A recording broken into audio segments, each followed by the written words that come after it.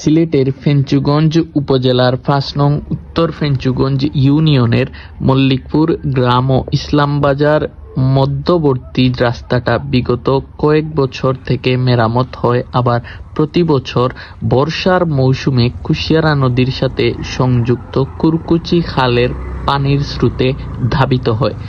এই রাস্তা দিয়ে যাতায়াত করেন মানিককুনা, বাদেশ্বর, ঢাকা দক্ষিণ, গোলাপগঞ্জের মানুষজন।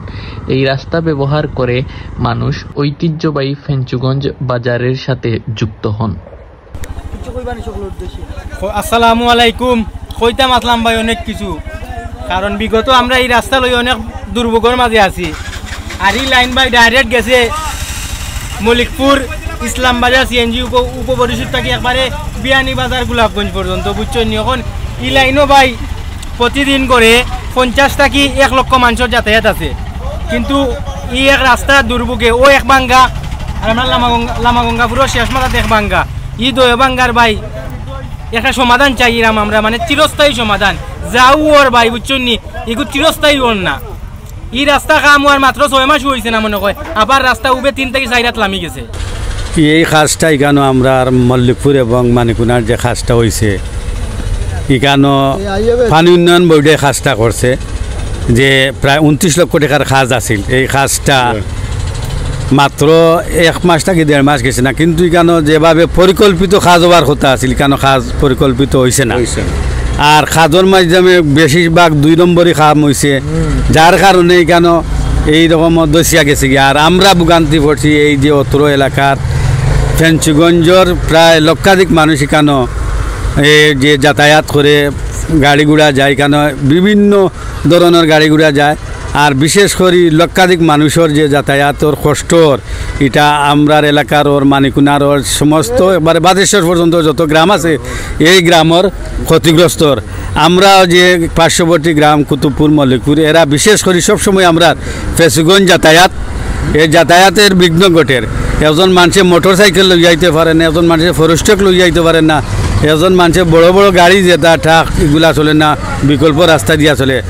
আমি উদাত্ত আহ্বান জানাই কর্তৃপক্ষ দৃষ্টি, যেন এই যে এত লক্ষ টাকার কাজ হইল, এই কাজটারে যেন আবার যাতে পরিকল্পিত কাজ হয়, যাতে 100 বছর বা 50 বছরের বা যে দীর্ঘস্থায়ী একটা কাজ হয়, এটা কাজও লাগে আমি আহ্বান জানাই কর্তৃপক্ষর।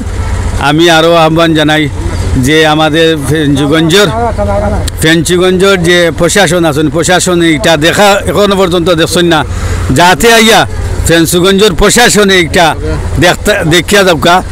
আর চেয়ারম্যান মেম্বার যারা আছেন, এরাও একটা এখানে আইয়া একটা দেখিয়া যাওয়ার একটা পরিকল্পনা করিকা, যাতে আমরা এই এলাকার মানুষের দুর্ভোগ দুর্দশা যেন আর না হয়, ভবিষ্যতে লাগে এটা যেন বাস্তবায়ন হয় সুন্দর করি, যাতে চিরস্থায়ী একটা কাজ হয়। ধন্যবাদ জানাই আমি টাইমস অফ সিলেটকে।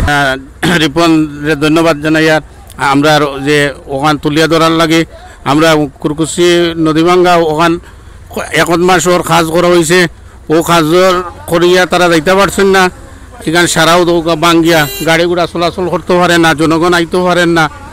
মানুষ যে ফেঞ্চুগঞ্জ বাজারও যে আইতা কুতুবপুর, মল্লিকপুর ধরিয়া একবারে বাদেশ্বর, মিরগঞ্জের মানুষ সকল ওদিকে আওয়া যাওয়া করে।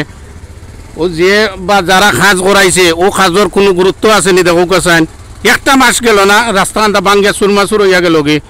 সুন্দর করে কামটা করলে তো আজকে মানুষেরই আবদালি হইতো না। পদৌকা গাড়ি উঠের বাঙ্গের কত সমস্যার মাঝে আছে। ওখানেও আপনারা যে যেখানেও আসুন দেখৌকা, দেখিয়া ওখানটা যাতে সুন্দরভাবে আবার কাজ হয়, ও আশাবাদ নিয়ে আমার বক্তব্য শেষ করলাম। আর খাস করে রিপনরে ধন্যবাদ জানাই, আর যে তাইন লাইফটা সাইরোভাবে চলে, তাইন যে আইয়া যে লাইফটা কররা ওখানেও লাগে, তাইনটা ধন্যবাদ জানাইলাম। বিসমিল্লাহির রহমানির রহিম। আসসালামু আলাইকুম রহমতুল্লাহি বারাকাতুহু। আসলে আজকে টাইম অফ সিলেটে যে লাইভ হররা আমরা এই দুর্যোগপূর্ণ যে রাস্তা, আমি টাইম অফ সিলেটের অসংখ্য ধন্যবাদ জানাই। আর আমরা এই রাস্তাটা প্রতি বছর প্রাকৃতিক দুর্যোগে আমরা মারিয়া যায়, এটা আসলে একটা স্থায়ী ব্যবস্থার খুবই প্রয়োজন। গত বছরও আতিকুর রহমান মিটু, এই বাজারের প্রতিষ্ঠাতা আতিকুর রহমান মিটুয়ে তাইনও প্রায় 22-23 লাখ টাকার কাম করাইছেন, তাও প্রাকৃতিক দুর্যোগে ভাঙ্গিয়া গেছে। পানি উন্নয়ন বোর্ডেও কাম করাইছে, এটাও ভাঙ্গিয়া গেছে। এবং এই রাস্তাটা হইল এলজিডির রাস্তা। এলজিডি আজ 2-3 বছর ধরে এলজিডি রাস্তাত কোনো কাম করাইছেন না। এবং এই রাস্তাটা একটু খেয়ালও করছেন না। এলজিডির রাস্তা, কিন্তু এলজিডি কোনো কাম করাইছেন না। পানি উন্নয়ন বোর্ডে যা কাম করাইছে, পানি উন্নয়ন বোর্ডের যে ঠিকাদারে এই রাস্তা 1.5 আর 2.5 লাখ টাকার কাম করাই গেছে এলজিডির রাস্তার স্বার্থে, জনগণের যাতায়াতের স্বার্থে, কিন্তু এখন পর্যন্ত এলজিডি এই রাস্তার কোনো খোঁজখবর নিছেন না। আমরা দেশের মানুষের প্রশাসনের দৃষ্টি আকর্ষণ করি, আর আমরা এই রাস্তাটা লাগি জনগুরুত্বপূর্ণ রাস্তা, বাদেশ্বর সহ গোলাপগঞ্জ, বিয়ানীবাজার এবং ফেঞ্চুগঞ্জ যে প্রচুর মানুষের যাতায়াতের রাস্তা। ও দেখো বাবু যে শ্রুতে দিয়ে দাও, এই যে হাওড়ের পানিটা যখন ব্যাক করে, এই ব্যাক করার পরেও রাস্তাটা আমরা ভাঙ্গিয়া থাকি প্রতি বছর এরকম। তা আমরা প্রশাসনের দৃষ্টি আকর্ষণ করি, আর রাস্তাটা একটা স্থায়ী সমাধানের প্রয়োজন ব্যবস্থা করার জন্য আমি অনুরোধ করি। আর আসসালামু আলাইকুম। এই নদী ভাঙ্গনটা আমাদের এত অসুবিধা হইতেছে যে কল্পনা বাড়া, দেখেন যে কোনো সময় অ্যাক্সিডেন্ট হইতে পারে, গাড়ি যে স্লিপ করে, এরপরে এখন একটা বাচ্চা দেখি আর গাড়ি থেকে নামছে না, হয়তো তার সামানের মায়ের লাগি নামছে না, সামান নষ্ট হয়ে যাব, যে কোনো সময় তো বড় দুর্ঘটনা হইতে পারে। তাই কর্তৃপক্ষের দৃষ্টি আকর্ষণ করি, আর অতি তাড়াতাড়ি যেন আমরা এই কষ্টটা থেকে আমরা লাঘব পাই। যাত্রীরা যে কষ্ট করে বা ড্রাইভারের যে লাইফেরও ঝুঁকি আছে, যদিও আমরা প্যাসেঞ্জার লামি, আর কিন্তু ড্রাইভার তো লামা সম্ভব হইতো না, যে কোনো মুহূর্তে গাড়ি পাল্টি হইতে পারে।